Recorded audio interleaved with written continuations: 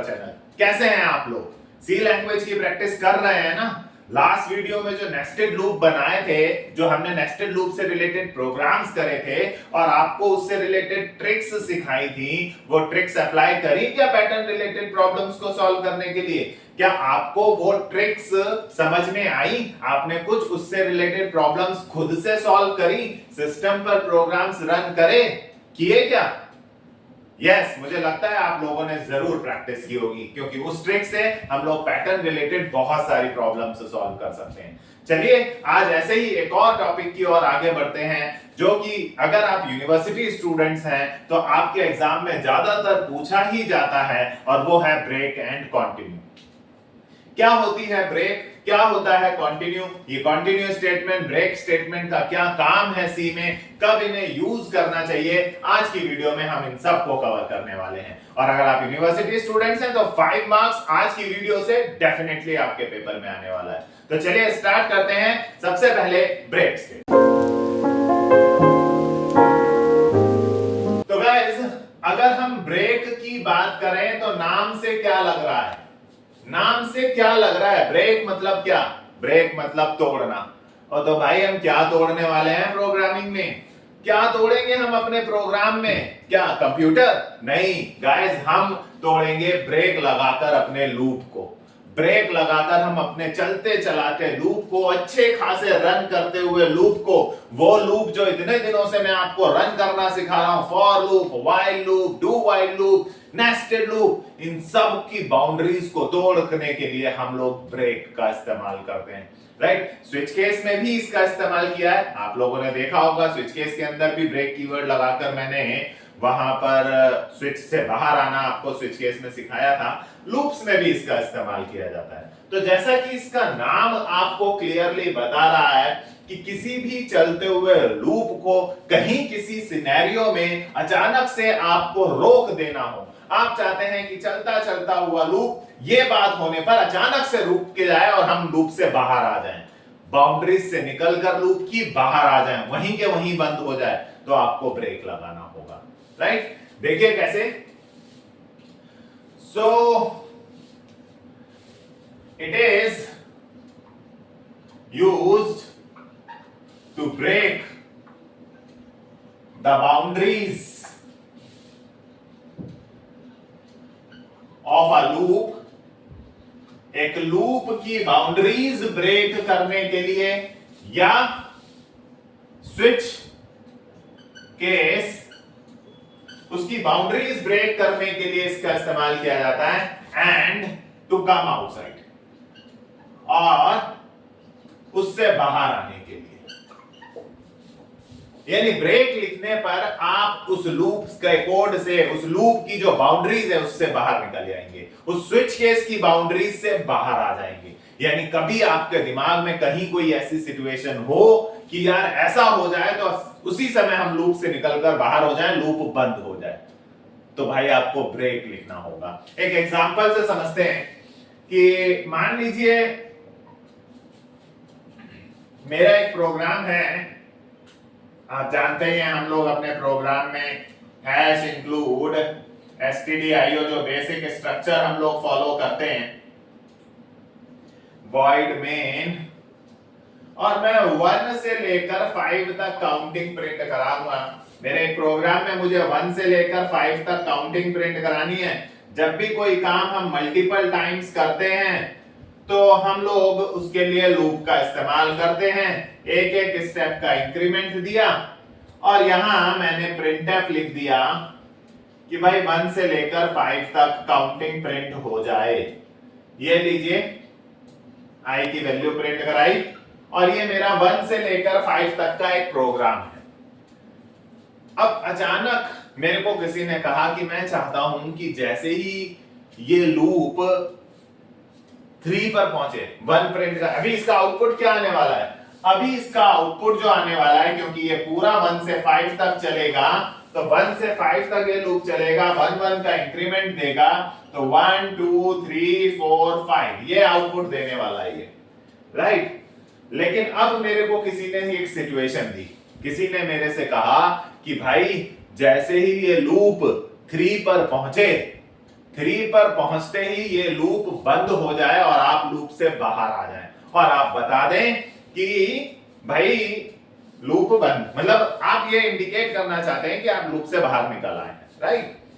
तो भाई इसके लिए देखिए, मैंने इसके लिए यहां पर मैं क्या लगा रहा हूं, हम कहां पर अपना लूप बंद करना चाहते हैं, हम चाहते हैं कि लूप जब 3 पर पहुंचे तो बंद हो जाए। तो मैंने लगाया यदि I की वैल्यू 3 पर पहुंचे तो ये ब्रेक हो जाए। ब्रेक का मतलब क्या होता है भाई, ब्रेक का मतलब वो आपको लूप की बाउंड्री से बाहर फेंक देगा, लूप की बाउंड्री से बाहर फेंक देगा। तो अब ये कैसे चलेगा, जरा ध्यान दीजिए इसका। I की वैल्यू होगी 1, क्या 1 5 से छोटा है, हाँ छोटा है। अंदर आएगा, चेक करेगा क्या I की वैल्यू 3 है, नहीं है, इफ नहीं चला, राइट। एल्स में हम लोग प्रिंटफ कर लेते हैं अपने नंबर को। चलिए, तो I की वैल्यू होगी 1, क्या 1 5 से छोटा है, हाँ है, वो अंदर आएगा। क्या 1 I की वैल्यू 3 के, ध्यान दें I की वैल्यू 1 है, अभी पहले बार लूप चल रहा है। 5 से छोटा है, हाँ छोटा है, अंदर आया। क्या I 3 है, क्या I 3 है, नो नो, इफ नहीं चला, आप सभी जानते हैं इफ नहीं चले तो क्या रन होगा, एल्स रन होगा, प्रिंटफ कर देगा I की वैल्यू, आउटपुट में I की वैल्यू 1 आ जाएगी। अब एल्स चल चुका है, उसके बाद I की वैल्यू एक इंक्रीमेंट करेगी, गाइस I की वैल्यू हो जाएगी 2। फिर वो चेक करेगा 2 5 से छोटा है, यस, अंदर आएगा। क्या I 3 के इक्वल है, क्या I 3 के इक्वल है, नो, इफ नहीं चला, एल्स चलेगा, I की वैल्यू प्रिंट करेगा, आपके स्क्रीन पर आउटपुट आएगा 2। एल्स चल चुका है, अब अंदर का कोड चलने के बाद I++ होता है, तो I की वैल्यू होगी 3। क्या 3 5 से छोटा है, हाँ 3 5 से छोटा है, अंदर आएगा। क्या I की वैल्यू 3 है, क्या I की वैल्यू 3 है, यस, ये कंडीशन ट्रू हो गई, I की वैल्यू 3 है, ये जो अंदर लिखी हुई कंडीशन है वो ट्रू हो गई, वो यस हो गई। और अगर इफ में लिखी हुई कंडीशन ट्रू हो जाती है तो उसके अंदर लिखा हुआ कोड चलेगा। अंदर आपने क्या लिखा है, ब्रेक। ब्रेक का मतलब मैंने क्या बताया, लूप की बाउंड्रीज को ब्रेक करके बाहर आ जाओ, यानी ब्रेक को पढ़ते ही वो इस लूप की बाउंड्री को तोड़ेगा, यहां से यहां तक की इस बाउंड्री को तोड़ेगा और इस बाउंड्री से बाहर आ जाएगा, लूप से बाहर आ जाएगा। और बाहर मैंने क्या लिख रखा है, बाहर मैंने मेन का फंक्शन क्लोज कर रखा है, यानी ये प्रोग्राम फिनिश हो जाएगा। यहां मैंने मेन कंप्लीटली फिनिश कर रखा है, तो वो यहां आ जाएगा, राइट। यानी लूप की बाउंड्रीज से निकलकर जस्ट बाहर आएगा, बाहर मैंने मेन क्लोज कर रखा है, तो प्रोग्राम का रिजल्ट 1 और 2 रहेगा। आप देख रहे हैं, ब्रेक आपको अपने लूप की बाउंड्री से निकालकर जस्ट लूप से बाहर वाली लाइन पे, लूप से नेक्स्ट जो भी लाइन का कोड लिखा होगा उस पर पहुंचा देगा। लूप से अगली लाइन जो भी लिखी होगी, बाउंड्रीज ब्रेक, यार ब्रेक नाम ही इसीलिए रखा है कि जो इसके जिस बाउंड्रीज के अंदर आपको लिखा गया है उस बाउंड्री से बाहर आ जाओ। तो लूप की बाउंड्री ये है, इससे बाहर आएगा, नीचे जो भी कोड लिखेगा उसे रन करना शुरू करेगा। क्योंकि मेरे में यहाँ मेन क्लोज हो रहा है, नीचे कोई कोड नहीं है, सो आपका आउटपुट यहीं पे खत्म हो जाएगा, 1 और 2 आपका आउटपुट आएगा। सो ब्रेक का यूज ये भी है, और आपको याद होगा आपने स्विच केस में भी करा हुआ है। अगर आपने देखा स्विच में कोई वेरिएबल चेक करा, आपने कहा कि केस 1 हो तो कुछ प्रिंटफ हो जाए, और फिर आपने उसको वहीं ब्रेक भी लिखा था। अब ये ब्रेक क्या कर रहा था, ये ब्रेक आपको स्विच की बाउंड्रीज से, जो भी स्विच का बाउंड्रीज होगी उस स्विच की बाउंड्रीज से बाहर निकाल सकता है। तो अगर आप यूनिवर्सिटी स्टूडेंट हैं और ब्रेक कीवर्ड या ब्रेक स्टेटमेंट आपके पेपर में आती है, तो गाइस आप पहले तो उसको बताएंगे कि ब्रेक ये जो कीवर्ड है, ये जो स्टेटमेंट है, इसकी मदद से हम अपने चलते हुए लूप को वहीं की वहीं ब्रेक कर देगा, राइट। वहीं के वहीं आपको उठाकर लूप के आउटसाइड ला देगा। ब्रेक द बाउंड्रीज, राइट, और बाकी का पूरा लूप वहीं का वहीं रुक जाएगा, स्टॉप हो जाता है लूप, वहीं के वहीं बंद हो जाता है लूप। इसका इस्तेमाल स्विच केस में भी किया जाता है ताकि जो भी केस मैच हो जाए उसके बाद वो स्विच से बाहर आ जाए। तो ये सारी डेफिनेशंस आप इस तरह से इस एग्जांपल के साथ, बहुत इजीएस्ट एग्जांपल है, आप अपनी यूनिवर्सिटी में दे सकते हैं। तो कोई स्विच केस का एग्जांपल देना चाहे स्विच केस का दे सकते हैं, और अगर आपको ये एग्जांपल सिंपल लग रहा हो तो ये एग्जांपल भी दे सकते हैं। तो ब्रेक एक ऐसी स्टेटमेंट है जिसकी मदद से आप एक लूप को वहीं स्टॉप करके, इमीडिएटली स्टॉप करके लूप से बाहर आ सकते हैं। ये स्विच केस में भी यूज होता है, जहां कोई एक केस मैच हो जाने पर वो वहां ब्रेक करके आपको स्विच से बाहर, ताकि बाकी के केसेस ना चले। अगर वन मैच हो जाए तो ये चलेगा, ब्रेक करके आपको स्विच से बाहर भेज देगा। केस 2 नहीं चलेगा, केस 3 नहीं चलेगा, केस 4 नहीं चलेगा, केस 5 नहीं चलेगा। आई होप आपने स्विच केस देखा होगा, मेरी पीछे की वीडियोस में है, राइट। तो ये है गाइस ब्रेक स्टेटमेंट का काम। 5 मार्क्स का क्वेश्चन होता है, आप जोड़ सकते हैं, जरूरी नहीं है एक ही बार में, अलग अलग स्टेटमेंट दे सकते हैं कि it is also used in switch case, right. Whenever any case matches it throws outside the switch block, right. आइए आगे चलते हैं और ऐसा ही एक और देखते हैं जिसे हम कहते हैं कॉन्टिन्यू स्टेटमेंट। ये दोनों ज्यादातर एक साथ ही पूछी जाती हैं यूनिवर्सिटीज में, कॉन्टिन्यू स्टेटमेंट या कॉन्टिन्यू कीवर्ड, आप जो भी कहना चाहें।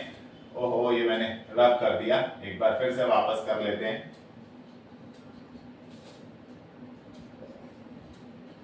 अब कॉन्टिन्यू स्टेटमेंट का क्या काम है, कॉन्टिन्यू क्या करता है, नाम से कुछ समझ में आ रहा है?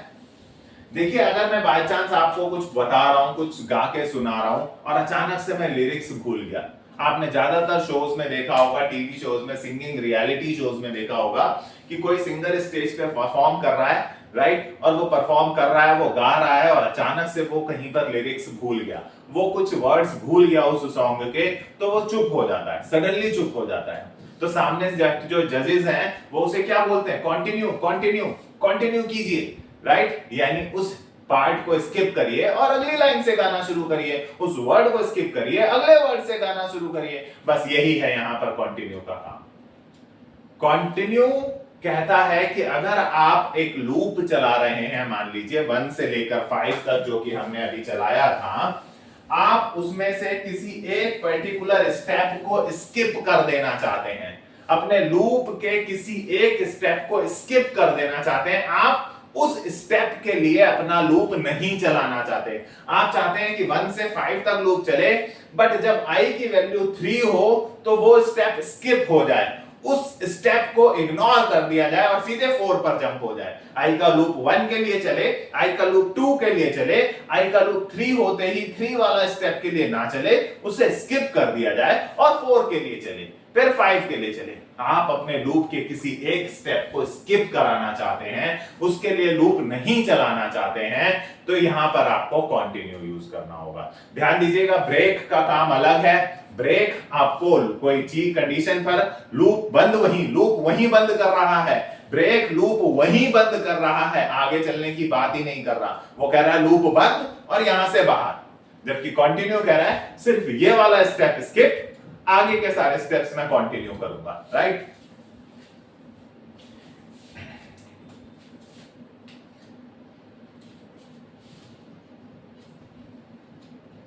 चलिए, इसी प्रोग्राम में मैं कंटिन्यू लिखता हूं। अब क्या आउटपुट आने वाला है, जरा ध्यान देंगे। तो गाइस, आई की वैल्यू स्टार्टिंग में हुई 1 हुई, 1 5 से छोटा है, यस, अंदर आया। क्या आई की वैल्यू 3 है? क्या आई की वैल्यू 3 है? नो। इफ नहीं चला, इफ नहीं चलता तो एल्स चलता है, आउटपुट पर आई आएगा, आउटपुट पर 1 आ जाएगा, ठीक है जी। अंदर का कोड चल चुका है, अब आई प्लस 1 होगा, आई की वैल्यू होगी 2, राइट। वो फिर चेक करेगा 2 5 से छोटा है, हाँ 2 5 से छोटा है, अंदर आएगा। क्या आई की वैल्यू 3 है? क्या आई की वैल्यू 3 है? नहीं। इफ नहीं चला, इफ नहीं चलता तो एल्स चलता है, प्रिंटफ, आई की वैल्यू आउटपुट में 2 आएगा, राइट। अंदर का कोड चल चुका है तो आई प्लस 1 होगा, आई की वैल्यू होगी 3। क्या 3 5 से छोटा है? 3 5 से लेस देन है, हाँ है, अंदर आएगा। क्या आई की वैल्यू 3 है? क्या आई की वैल्यू 3 है? हाँ है। कंडीशन ट्रू हो गई, यस हो गई, और जब ये कंडीशन ट्रू हो जाती है, यहां लिखी हुई कंडीशन यस हो जाती है, तो इफ ब्लॉक चलता है। इफ ब्लॉक चलेगा तो एल्स स्किप होता है, पता ही होगा आपको, इफ या एल्स में से कोई एक ब्लॉक ही रन करता है। तो वो इफ के अंदर आया। क्या लिखा हुआ है यहाँ पर? यहाँ लिखा हुआ है कंटिन्यू। कंटिन्यू मतलब इस स्टेप को स्किप कर दो, स्किप कर दिया जा रहा है इस स्टेप को गाइस। तो आई की वैल्यू अब यहां से कंटिन्यू को पढ़ते ही, कंटिन्यू को वर्ड को पढ़ते ही वो आगे सोचता ही नहीं, सीधे यहां जंप मार जाता है। कंटिन्यू वर्ड पढ़ते ही वो आगे कुछ देखता ही नहीं, वो समझ जाता है कंटिन्यू मतलब आगे बढ़ो। यानी आगे बढ़ो मतलब थर्ड वाले स्टेप पर आपको कुछ करना ही नहीं, कुछ सोचना ही नहीं, सीधे जंप मारो यहां पर। तो कंटिन्यू पढ़ते ही आपका आई जिस भी लूप जिस भी स्टेप पर होगा वो वहां से सीधे i+1 पे मारेगा। आपने लाख कोड लिख रखा हो, जंप मार जाएगा सीधे वहां और आई की वैल्यू +1 कर देगा, क्योंकि इसका मतलब है स्किप द स्टेप। कंटिन्यू मतलब skip the step and continue from next step. Skip the current step and continue from next step. I की वैल्यू 4 होगी, चेक करेगा आई 4 5 से छोटा है, हाँ है, अंदर आएगा आई 4 तो नहीं है, नहीं, एल्स पार्ट चलेगा, आपका आउटपुट आएगा 4। ये लीजिए, जबकि ब्रेक में 4 नहीं आ रहा था, 2 पे लूप बंद हो गया था, राइट। फिर अंदर का एल्स चल चुका है, अब वो i+1 करेगा, आई की वैल्यू होगी 5। क्या 5 5 से छोटा है? नहीं। क्या 5 5 के इक्वल है? यस, इक्वल तो है। अंदर आएगा, इफ चला, क्या आई की वैल्यू 3 है? नहीं। इफ नहीं चला, एल्स चलेगा, आई की वैल्यू आएगी 5। लीजिए, आपका लूप कंप्लीट हुआ, आपका प्रोग्राम कंप्लीट हुआ गाइस, आपको आउटपुट मिला 1 2 4 5। आप देख रहे होंगे जिस स्टेप पर आपने कंटिन्यू लगाया था वो स्टेप स्किप हो गया। सो it is used to skip the current step of a loop। किसी लूप के करंट स्टेप को स्किप करने के लिए and continue the loop from next step. किसी करंट स्टेप को स्किप करने के लिए और नेक्स्ट स्टेप से लूप को कंटिन्यू करने के लिए हम कंटिन्यू कीवर्ड या कंटिन्यू स्टेटमेंट का यूज करते हैं गाइस। एक एग्जांपल के साथ आपको पेपर में इसको बनाना होगा। तो अगर कभी आपको जरूरत है कि इस पर्टिकुलर सिचुएशन में लूप वहीं के वहीं बंद हो जाए, ये कंडीशन हो, ये कारण हो, तो लूप बंद हो जाए।